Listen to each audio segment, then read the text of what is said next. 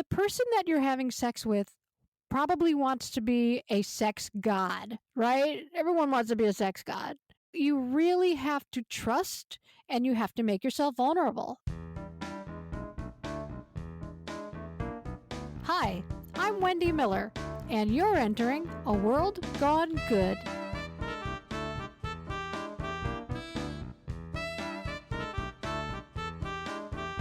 Hello and welcome to World Gone Good. My name is Steve and I'm so happy you're here today. World Gone Good gets gooder. It's a word, look it up.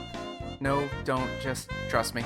By listeners like you who subscribe, rate, review, and share with your friends. So, if you know someone who needs some more good or you can't think of anything to post on your social media account right now, well, we are here for you. You just make it about us. Spread the good of World Gone Good. Today's episode starts with a warning. We are about to partake in adult conversation, so if you are not an adult, or if you're just incredibly immature, no judgments. Plan accordingly. I'll give you a minute to hit your pause and or finish giggling. So, what is our adult conversation about? SEX. That's right, kids. Today's show is all about the good of good sex. And while I could regale you in tales of my own, which you probably don't want to hear about, I think it's probably best to bring in an expert, my friend and former landlord, Wendy Miller, from Sex Ed, the musical, the podcast. So do me a favor for anyone listening, tell them about yourself, tell them a little bit of your history and why you are qualified, more than qualified, to talk about sex. Well, I think everybody's qualified to talk about sex. It just depends what qualified means. So I was just a regular TV producer, comedy writer, your basic TV weirdo, and I worked for the Oprah Show, the Wayne Brady Show. I worked at NBC for 150,000 years. I wrote a lot of jingles that you probably hated, and I wrote the commercials in The Tonight Show for a while, and I wrote 3 specials for TV Land on the history of African Americans in television. I worked a lot in TV. And at one point, when I was pretty sure my career was ending, I got an offer to head up programming at Playboy TV. And they were looking to create shows that would keep couples sexually in sync. They'd called it TV for Two, and they needed someone to come in who could develop it and understood what women wanted to see and had the right taste level and wasn't afraid of dirty stuff. And, it basically came down to me and no one else. And so I took the job. And in the 7 years that I was head of programming at Playboy TV, my life, my understanding of sex, my marriage, I changed in ways I never expected. And it was a lot of fun. I knew you were going to add. I knew it wasn't a bad thing. Definitely not a bad thing. So, what is the key? What is the secret? How do you have good sex? Well, first of all, what does good mean to different people? Exactly. For some people, good sex might be Saturday night, lights off between 10 and 10:12, and everybody's done, and then you take a shower and you go to sleep. That could be great sex for some people. For other people, that might involve some sort of kink, or that might involve some sort of role playing, or that might involve some sort of costumes. Everybody's different. So good sex depends on what you think good sex is. There's no baseline. As long as it's consensual, it's fine. They always say it's like pizza. When it's good, it's really good, and when it's bad, it's still pretty good. I mean, yeah, for the most part. What advice do you give people in a relationship where they aren't getting the sex they want, where the sex isn't, quote unquote, the good that they need it to be? Well, first of all, it all comes down to communication. I know this sounds super corny and hokey, but really, the more you could sit with your partner, hopefully not in bed, and say, just kind of do a regular sexual check in. And, maybe kind of outside or get some wine and some cheese and some Count Chocula, whatever makes you happy. And the two of you sit there and you say, let's do a check in. It's kind of like sort of like a regular checkup. Are you happy with the sex we're having? Do you want something else? Would you like to try something else? And you have to be open to this and you have to be supportive. You have to listen and you can't get defensive. And you have to just kind of talk this out because it's hard and it's scary. And imagine if you want to try something and for years you've wanted to try it, but you've been afraid. And I say to people, the person that you're having sex with probably wants to be a sex god, right? Everyone wants to be a sex god. So if you actually give them the tools and you say to your partner, I would really like it if you pulled my hair, that would really excite me. You're telling them how to get you off. There's a very good chance they're going to be like, done, and not, oh, you're a pervert. Like, you really have to trust and you have to make yourself vulnerable. It's just like anything else. You must be vulnerable and you must be honest. And from there, you will get to a point where you're having really good sex with your partner because you're open, you're talking about it, and you're sharing what you want to try. I think that's so true because I think that even in relationships I've been in, I've been afraid to say what I want.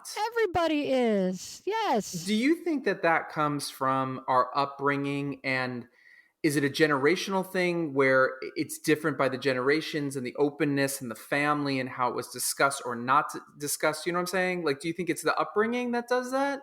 That's a lot of it. Again, it all depends on the individual. Some people are just terrified of rejection. Right. Some people are afraid of outing themselves as a perv. And, if let's say you're in a heterosexual marriage and your husband comes up to you as a woman and says, I would really like it if you pegged me, right? So, first of all, as a woman in a heterosexual marriage, you might think, oh my God, my husband is gay. And you might start freaking Okay, out. wait. You're gonna have to everyone's Googling what that means. So can you give a definition? Okay, sorry. So pegging, which I think the term was coined on Dan Savage's show, it's basically a man being penetrated Right. anally, and it's for some reason it's called pegging when he's straight, but it's called sex when he's gay. Right. So Right. it's all in the definition. But we're talking in this term, we're talking in hetero abnormalative terms here. So no, so yeah, if imagine what the guy has to make himself super vulnerable to ask his wife, "Hey, I would like to feel what it feels like to be penetrated. I'd like to feel what it feels against my prostate. I would like to feel that sensation, and I would like to have you on top of me, railing me." Imagine how difficult that would be for most guys to Yeah, say. totally, Even totally. gay guys, right? Yeah, totally. But I would be Yeah. willing to bet that that straight man tried it himself already with his own abilities in the shower or wherever, and it did something. Do you know what I'm saying? As opposed to, Yeah. don't you think, as opposed to just being like, oh, I had this curious thought, where they tried Uh, it on their own and now they want someone to be, part of it with them, especially the person they're most into and having a relationship with. I'm going to totally oversimplify everything and say, y'all need to get over your hangups, okay? Because basically, it doesn't matter. It doesn't matter if you are straight or gay or asexual or bisexual or whatever. This is just about pleasure and fun. Right. And if it's consensual and you're with someone who wants to play with you, it doesn't really matter what your Aunt Mildred would think of you. Your Aunt Mildred died years ago, okay? She's gone. And you can't live your entire life worried about what your Aunt Mildred might think of you. You have to live your life and live your sex life for yourself. And that's a lot of bravery. I mean, it's real easy for me to sit here and say, oh, just do this. I mean, obviously, this is very difficult, and some people never get to this point. But if you really think about it in terms of, would you let your Aunt Mildred choose the color that you paint your bedroom? No. Would you let your Aunt Mildred tell you what job you're supposed to take? No. Would your Aunt Mildred tell you who you get to blow? Well, no. Why does it matter? Own your sex life. Take it back for yourself. And if it's consensual, have fun. I agree with you on that. And I think that's also a comfortability within ourselves. Over time, because like when you start a relationship, everyone's like, oh, this used to be the Best behavior, right? well, also, but when you start a relationship, that the sex is never better than it is in the first 6 weeks, 6 months. And it was funny because so many relationships I had, and I'm gay, the sex was incredible for the first, it was like that for the first 4 to 6 months, but then I got scared to show more, peel more of the onion back, right? I Right. got Right. scared and I was afraid it's going so well. No, no, no, no, just keep doing the same thing. And then that person, and it shifted. Right. Well, you're already making an assumption that's false. The sex in your relationship is not downhill from the first 6 months. Right, Okay. right. The closer you can get with each other, the more you can share with each other, the more you can become vulnerable with each other and try new things, the better your sex is going to get. Your sex life can get better and better and better every year. It really can. But you have to put yourself out there. He'll kill me. No, he won't, because he doesn't care. My husband and I, last week, I called it, we leveled up, because there's so much stress going on for everyone between COVID and fires here and race relations across the country and um, um, politics and everything that's going on, that everyone's under so much stress right now. And we kind of hit one of the Mm-hmm. valleys, in the peaks and valley times of marriage. Mm-hmm. As you've been married, I've been married 13 years, and I was afraid to say what I wanted because I felt like we hit this wall. And I was like literally pacing the house, like, what am I afraid of? What is wrong? Why am I afraid? Like, what is wrong with me? I'm a 50-year-old man who's been in a relationship for 13 years, and I wanted to get better. And I just texted him, because that's the safer way, right? Because that's what the kids, millennials, will do it. But I texted him saying, so I had this thought, and he wrote me back a 110% yes response.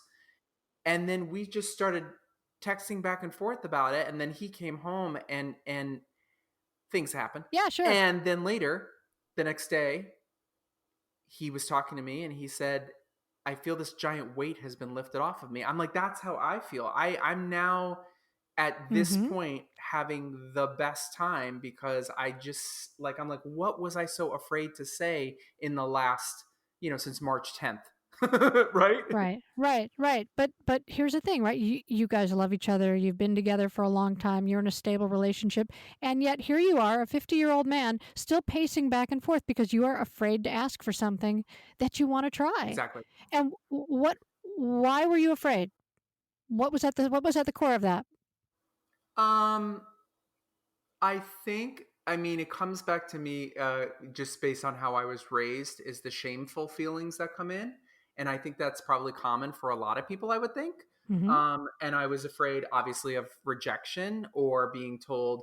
I was most afraid because he's been under so much stress that he would be like, oh my God, I'm under all this stress. Why would you bring this up right now, that I'm failing in this other area, or that I'm not good enough in this other area? And the exact opposite happened. Yep, that's right. That's right. Because as I said earlier, everybody wants to be the sex monster, right? You want to walk around in your house knowing I can fucking kill my husband in bed. I know everything he wants and I can destroy him. I'm a fucking beast, right? Right. Everybody wants that. And imagine if the person actually goes up to the beast and says, "Hey, beast, if you lick my third toe, it's going to fucking blow my mind." You've just helped them become a sex god and you're Right. getting exactly what you want. Right. Right. But it's scary because you might think, "Oh my God, he's going to leave me because he thinks that I have a foot fetish and I'm weird. He's going to leave me." Right. Right. He And it's hasn't funny. he hasn't left you yet. No, I know. I've given him way more reasons to leave me, and it's so funny because, like in my career, in my life, in my friendships, I'm bold and fearless. And then I was like, why? Why am I scared to? I'm just gonna fucking write this. Like, what's the word? Like, I'm already ready for him to. I was already ready to be told no and bad and go to your room, like a child. Right. But then like many other things in our life, the opposite happened. So on that note, how do long-term couples keep the sex good? Well, okay, we have to first of all accept that most marriages end in divorce, right? So, is that Right. because of sex? I mean, if you think about it, I've been with my husband for 31 years. 31 The years. man he is a saint, that man. Yeah, he is. I don't know. I mean, honestly, I tell my friends it's very easy to keep a man happy because guys only want three things: food, sex, and to be left alone. And honestly, I was waiting for the third. I knew what the first two were. I'm like, what's the third? you don't even have to give them all three. You people are good with 2 or 1.5 most of the time. You are, And that's true yeah. because you don't cook. No, I don't. You don't cook. But the fact is, you have to be willing to grow with someone. You have to be willing to change with someone. You have to be willing to put yourself out there. Now, a lot of people get married for the wrong reason, and they shouldn't stay married. Every marriage should not last 50 years. Some of them should last about 14 minutes. So, having a long marriage is not the goal. Having a happy marriage is the goal. And that might, that's as long as it is. So I think it's just really important that you guys check in with each other as often as possible, and you manage your expectations, and you realize that not everybody's on the same page all the time. I mean, I I host a podcast about sex. I write about sex all day long. There have been times when I've gone 6 months without having sex.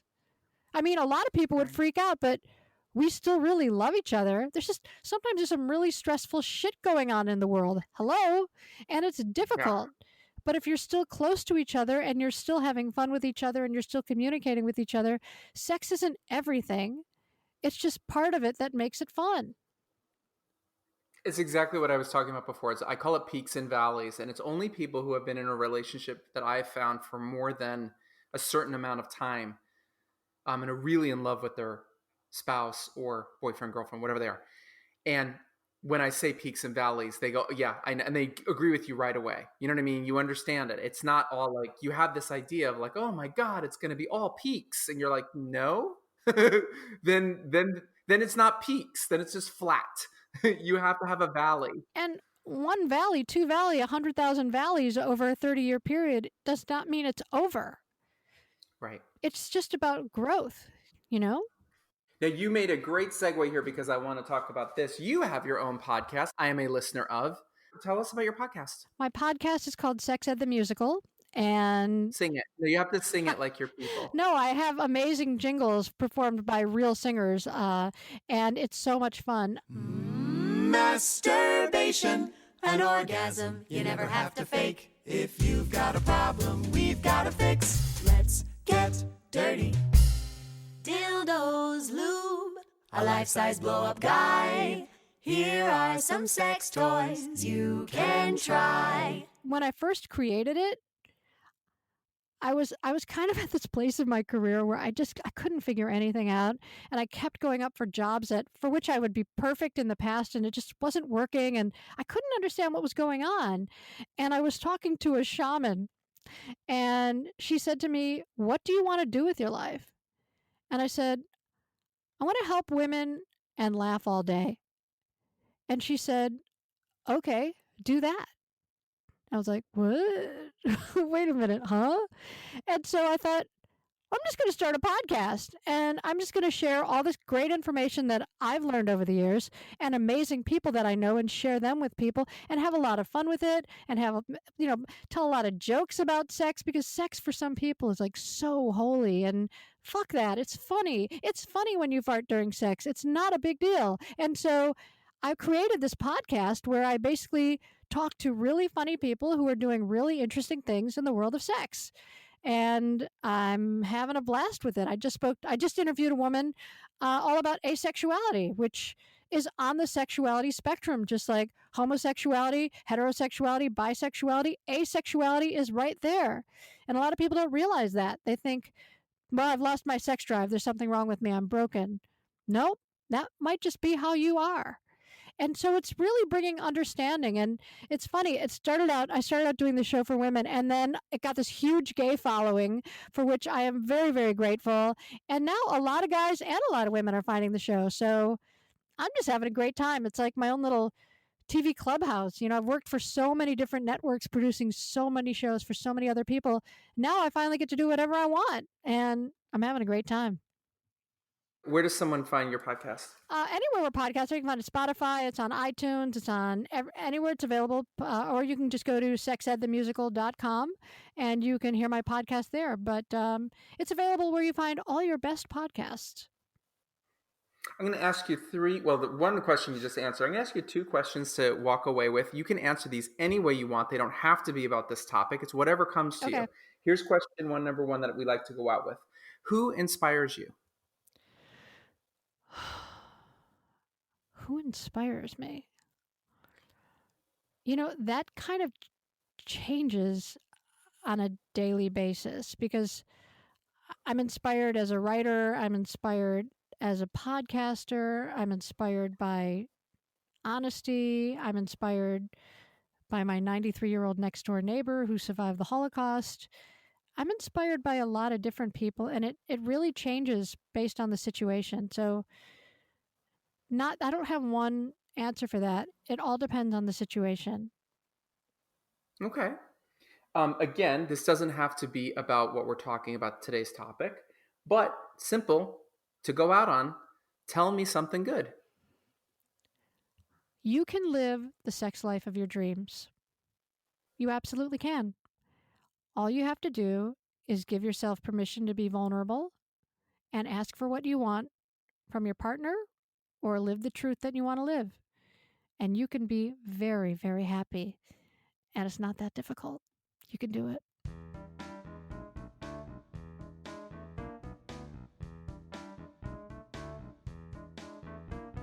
Thank you, Wendy, for sharing your sexdom. That's wisdom, and I just replaced the whiz with some sex. Haha. You can find Wendy's show, Sex Ed the Musical, the podcast, wherever you pod. Next time on World Gone Good. I am like the introvertiest of the introverts. I'll stumble over words. I can't think of the word that I mean. I don't have that problem when I'm writing. The first thing I always say is get in a writer's group. That was what did it for me, and that's what I've seen do it for a lot of other people as well. They say we all have a good story to tell, but how many of us take the time to write it down? I'm talking to 2 of my good author friends, Courtney Sievis and Eric Poole, about everything from their creative spark to overcoming writer's block. It's going to be a good old talk about books and stuff. I hope you'll join me. Until then, be good.